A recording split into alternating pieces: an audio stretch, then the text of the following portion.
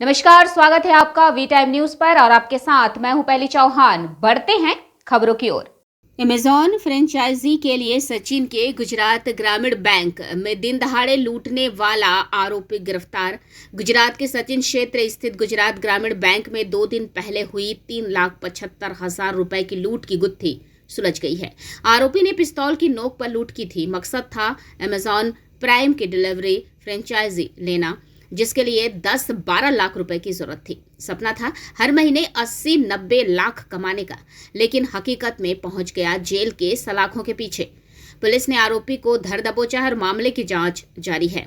सपने देखो लेकिन रास्ता सही चुनो। ગઈ તારીખ 20/5/2025 ના રોજ સુરત નવસારી રોડ પર સચિન જે વિસ્તારમાં સ્વસ્તિક પ્લાઝાના ગ્રાઉન્ડ ફ્લોર પર ગુજરાત ગ્રામીણ બેંક આવેલી છે.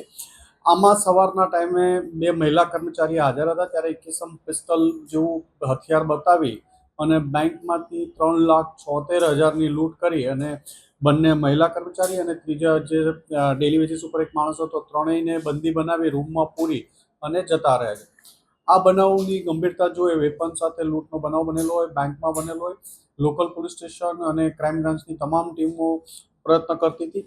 એમાં સુરત ક્રાઇમ બ્રાન્ચની ટીમને એક સારી લીડ મળી હતી. લીડના આધારે નાજીસ ઉર્ફે બબલુ સનાઉલ્લા શેખ 22 વર્ષનો છે, જે સાઈનાથ સોસાયટી સુરત નવસારી રોડ ઉપર જ રહે છે. એની ધરપકડ કરવામાં આવી છે. એની પાસેથી એક પિસ્તલ અને 7 રાઉન્ડ કબજે લેવામાં આવ્યા છે. લૂંટમાં ગયેલા 3,33,000 જેટલી એમાઉન્ટ કબજે લેવામાં આવી છે. લૂંટમાં જે બેંક કર્મચારી છે એનો બેગ પણ પૈસા ભરવા માટે લઈ ગયો હતો, તો એ બેગ કબજે લેવામાં આવ્યું છે. 2 મોબાઈલ અને લેપટોપ બેગ, એર બેગ બધું કબજે લઈ કુલ 3,95,000નો મુદ્દામાલ એમની પાસેથી કબજે લેવામાં આવ્યો છે અને એની હાલ પૂછપરછ ચાલુ છે.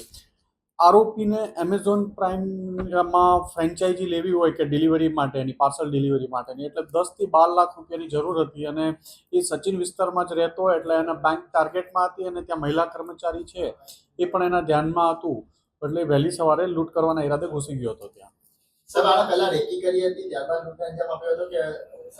એણે રેકી કરેલી હતી, બેંકથી નજીક જ રહે છે એટલે એના ધ્યાનમાં પણ હતું કે ત્યાં 2 મહિલા કર્મચારી છે અને ટોટલ 4 માણસો કામ કરે છે, પણ તે દિવસે 3 માણસો જ હાજર હતા.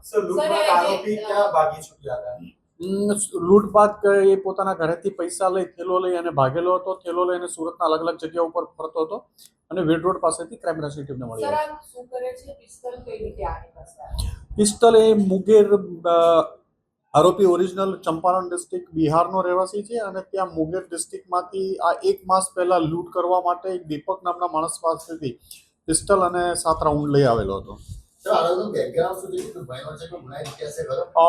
ભણેલો છે અને એ અત્યારે જે ટેક્સટાઇલમાં સાડીઓના ઓલા બોક્સ પેકિંગમાં ને એમાં અલગ અલગ જગ્યાએ છૂટક કામ કરે છે.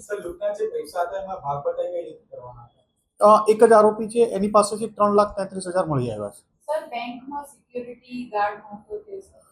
બેંકમાં સિક્યુરિટી ગાર્ડ નહોતો એ સમય પર. એમના હાયર ઓથોરિટીને અમે જાણ કરશું અને એની જે બેંકમાં સિક્યુરિટીના ઓફિસરોને બીજી અલગ અલગ જગ્યાએ પણ આવી બેંકો આઈડેન્ટિફાઈ કરી નથી ત્યાં સિક્યુરિટી ગાર્ડ રાખવા માટે બધા માટે ભલામણ કરશું. वी टाइम न्यूज के लिए अंकित दुबे की रिपोर्ट।